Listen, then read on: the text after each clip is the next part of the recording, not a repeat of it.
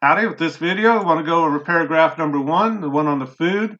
I'm not going to really say too much that's not already on the assignment sheet, but sometimes it's nice just to hear somebody go over it. Some people hear assignments better than they read them, and that's kind of what I want to do. I want to make sure we're on the same page. You may not end up taking very many notes because, like I said, what I'm saying is already here on the assignment sheet. But for this assignment, you're going to describe the best food dish you've ever eaten. Your description should be limited to one food. One plate of green beans, one particular steak, whatever it is, should be one food from one place at one time. So kind of keep it, you want to make sure you kind of keep it limited and precise like that. Your paragraph is going to run at least 225 words. That's not as easy as it sounds. Usually it's easy to get to about 150 words and you're like, well, I'm done. And I'm going to be like, no, you're not. You need to go back and see where you need to describe the food dish in more detail. When you begin the paragraph, you want to make sure you use a clear and precise topic sentence. That first sentence is going to tell us exactly what food we're going to talk about and be as precise as possible. Don't just say, I like steak. That's not good enough. You want to tell me what kind of steak, and where you ate it at. So you might talk about a ribeye steak you had at Outback Steakhouse at one time. Or you might talk about this grilled sirloin that Uncle Frank did in the backyard. And actually, where you eat is going to kind of depend, push how you describe details later on. But be as precise as possible. Don't just say, I like fish. What kind of fish was it? Was it baked, fried, broiled, whatever it was? And what kind of fish was it? Make sure you're as precise as possible. Once you get that topic sentence going, and again, all this is just going to be in one paragraph. So you start with that topic sentence to make it clear what you're talking about. Then you want to arrange your details in a logical order. And that kind of depends on your experience. If you're eating something at somebody's house, the odds are you're probably smelling the food before you even see it, right? If you walk in the house and you smell fried chicken going in the pan, right? It's like, oh, right, that smells good. You haven't even seen the food yet, but you're already starting to react to it. If you're eating at a restaurant, the first thing you may do is actually see the food before you even smell it or do anything else. So where you're eating the food might dictate which order your details start coming in. But you want to go in chronological order as you experience the food. So what did you notice first about the food, second? But the odds are, like you're eating at somebody's house, you probably smelled the food that was cooking. Then it came to the table and you saw it and you're like, all right, this looks good. Food that's cooked properly looks right.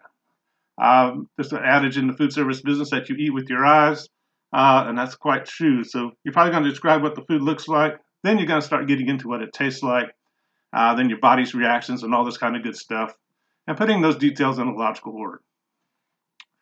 Throughout the paragraph, make sure you stay focused on the food. I don't want to hear a story about Uncle Frank or sort of the Outback Steakhouse or something. I want you to be totally focused on that food and what it looks like, it smells like, it tastes like, and feels right in your mouth, and all this kind of good stuff. All right, food that's cooked properly has a correct texture. Have you ever picked up some fried chicken and it kind of looked good, but you bit into it and it's just greasy and soft and kind of slimy? It's like, bleh, right? Properly cooked fried chicken is crispy and yummy and juicy. So kind of make sure you're focused on that. You should end your paragraph with a good concluding sentence. Make sure you bring your paragraph to a good close. Don't just end in the middle of a detail or something like that. And that kind of depends on the situation you're in, what kind of food you're eating, and things like that.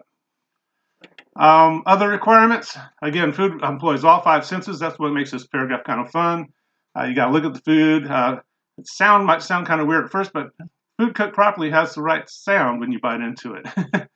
Something's supposed to be crunchy and it's not. It's not going to be very good. If it's not supposed to be crunchy and it is, you might have a worse problem, right? So what's it sound like? What kind of sounds does your body make when you ate that food? Hopefully it's going, your belly starts going, and you start salivating and all that good stuff. Of course, smell, what it feels, how the texture in your mouth and things like that. All very important to a properly cooked food. And of course, obviously, taste is going to be a big part of this.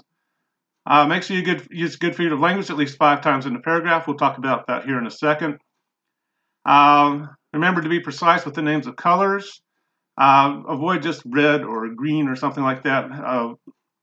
Green's not a color. It's kind of a range of colors from lime green to forest green. All these shades of green. If you go to the store and ask for green paint, they're just going to look at you like, what? And they're going to point you to a wall with about 100 different shades of green. And I want you to kind of get into this precise shade that you're thinking of when you describe your food. Don't use words very, really, you, or it. Those are just kind of banned for this particular assignment. One, you don't want to use the word you because the reader wasn't there. You're describing a food that you've eaten, so you're focused on I and me and all the reactions your body is having, right? You just want to take it out of your writing. That's just going to be a theme throughout this course. It's kind of a vague pronoun, and that often leads to passive voice, which we may talk about a little bit later. Generally, I just ban the use of the word just to make our writing better pretty quickly. Kind of quick and dirty way to write better sentences. Very and really aren't descriptive words. They're just what we call intensifiers. So if you say, that the food tasted really good, I'm going to be like, well, did it taste really, really good? Or did it taste really, really, really, really? Really, it's not really descriptive. It's just kind of a vague word, and I want you to use figurative language instead, which we'll talk about here in a second. But that's a general assignment. If you go to your other handout that says descriptive paragraph notes, you'll see a short lecture on colors and on figurative language. I'm not going to read this to you word for word. You can read faster than I can talk and take your time with it. But you want to use 5 different examples of figurative language. They can be any type you want. If you want to use 3 similes and 2 metaphors, or 1 personification and 2 metaphors and 2 hyperbole, that's the minimum requirement. You can use more than that if you want to. And when we look at that sample essay in the next video, you're going to see the author really kind of going to town on the use of figurative language. But kind of go over the different types.